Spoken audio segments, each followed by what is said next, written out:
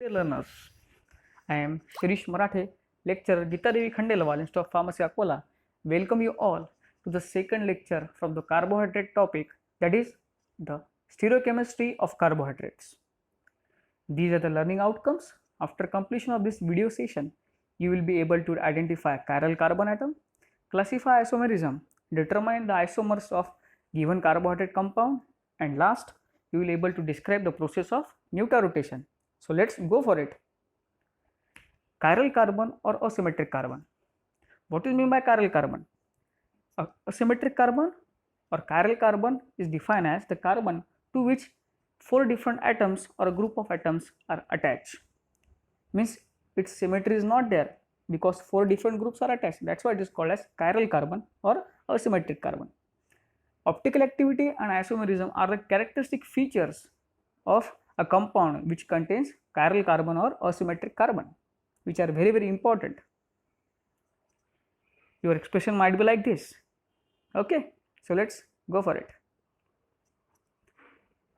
So in this diagram you can see, if we will keep palm in front of mirror, it will show a mirror image. But in this scenario, the image will not be a superimposed one.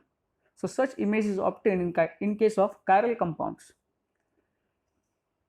In second diagram, you can see the mirror image, the image is superimposable one. So such kind of image is produced in case of compound with achiral objects or achiral carbon compounds. So what is meant by isomerism? Isomerism is defined as the compounds possessing identical molecular formula but different structures or forms owing to different organization of atoms in a compound. Such compounds are called as isomers of each other, and phenomena is called as isomerism. In this diagram or structure you can find it is L-glyceraldehyde. Carbon is chiral carbon atom because it is attached to 4 different groups, and its mirror image is like this. So these two structures are isomers of each other, and the image is not superimposable one. Isomerism can be classified basically into 2 types. First is structural isomer and second is stereoisomer. Structural isomer is further classified into 5 types. So first one is chain isomer, then position isomer, functional isomer, metamer and tautomer. These are all different types or subtypes of structural isomer. Whereas on the other hand, stereoisomer is classified into 2 types. First is geometric, second is optical. So let's discuss about structural isomerism. These are the compounds having same molecular formula but differ from each other by having different structures. For example, in case of D-glucose and D-fructose, both have same molecular formula, that is C6H12O6, but the structural formula is different. See, in case of glucose, you can find there is an aldehyde group as a functional group, whereas in case of fructose, it is ketone bond C double bond O group. So these are functional isomers of each other, and functional isomer is a type of structural isomerism. Then after structural isomerism, we will move towards stereoisomerism. So stereoisomerism, the compounds having same structural formula and bond order but they differ from each other in spatial arrangement in a space. It is called as stereoisomers of each other, and funda is called as stereoisomerism. So in this structure you can find there are 2 structures, cis-2-butene and trans-2-butene.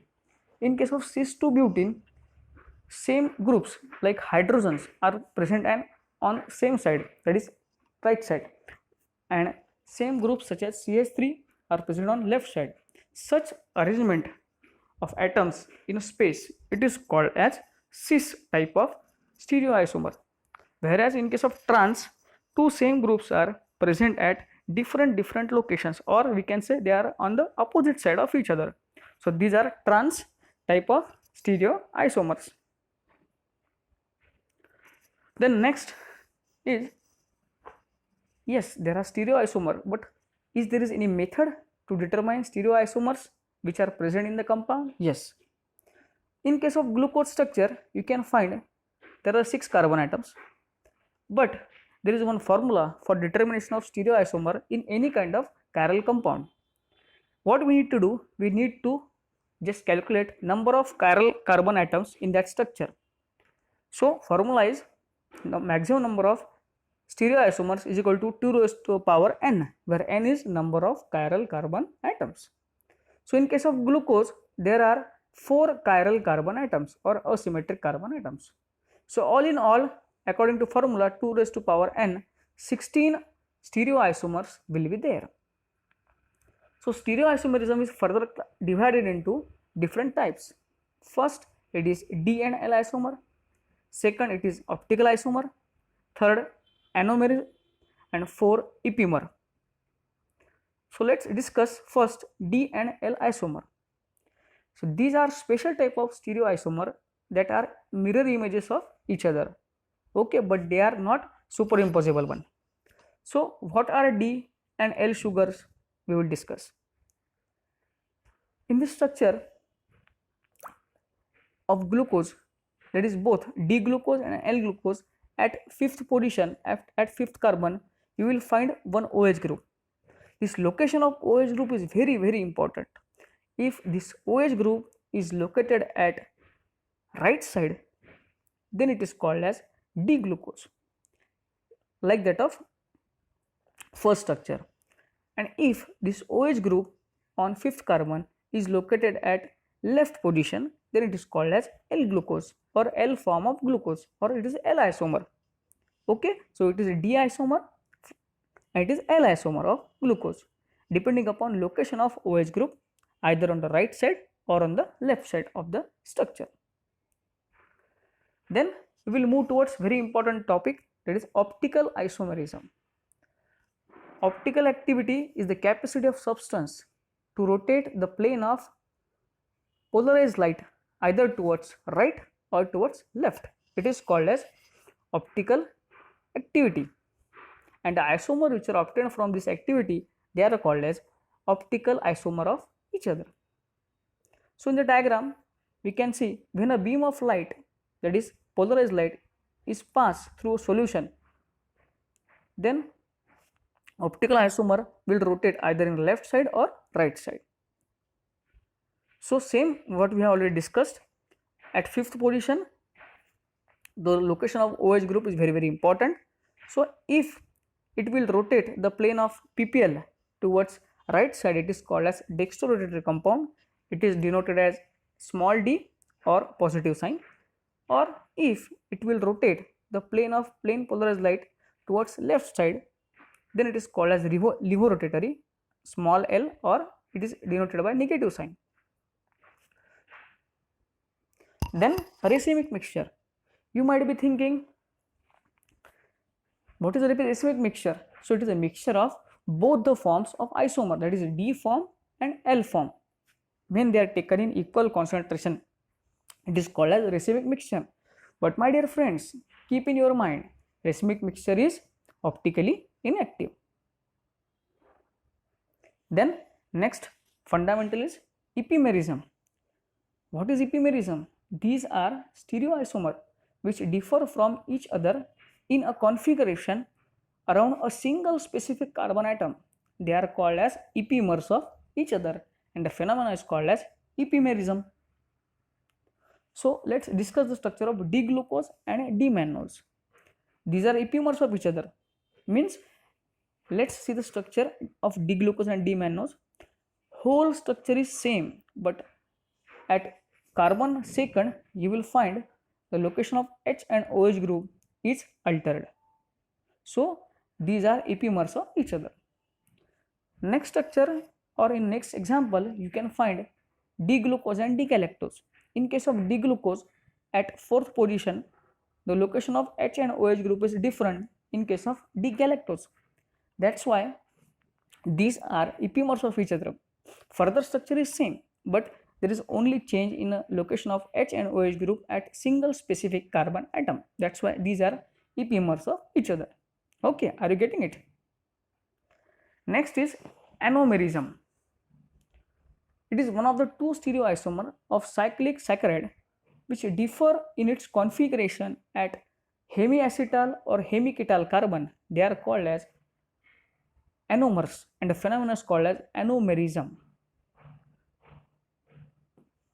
So in case of glucose, its ideal example, the first carbon is called as anomeric carbon atom. When carbon is when your sugar or glucose molecule will get added into the solution, it will form a cyclic structure. So like this, it will form a cyclic structure. So at first position, if OH group is attached at right side or right hand side, then it is called as alpha D glucose, or if it is located at left side, then it is called as beta D glucose. Both of these are called as anomers of each other, and a phenomena is called as anomerism. Okay, are you getting it? Then last but very important part, that is mutarotation. It is frequently asked question in various exams and competitive exams also. So let's go for it. Mutarotation is defined as a change in the specific optical rotation by interconversion of alpha and beta forms of D-glucose when it is kept in an equilibrium mixture in water. It is called as mutarotation. So let's discuss how it occurs. When a monosaccharide is dissolved in water, its optical rotation gradually changes until it reaches a constant value. For example, when freshly prepared solution of alpha D glucose is kept in beaker, at that time its optical rotation is plus 112. When we will keep the solution for a specific period of time, its optical rotation will gradually falls to 52.5 and it remains at a constant value. Same occurs with the beta D glucose. Initial specific rotation is nearly about plus 18.7, but after standing it increases up to 52.5. So this final stage can be achieved quickly either by heating or adding catalysts like acids and alkalis. This specific change in the specific rotation of that particular optically active compound is called as mutarotation. Okay, this is change in optical rotation. When we will keep this compound on standing, it is called as mutarotation. Thank you, dear students. If you have any problem or any query, you can directly share with me. Thank you.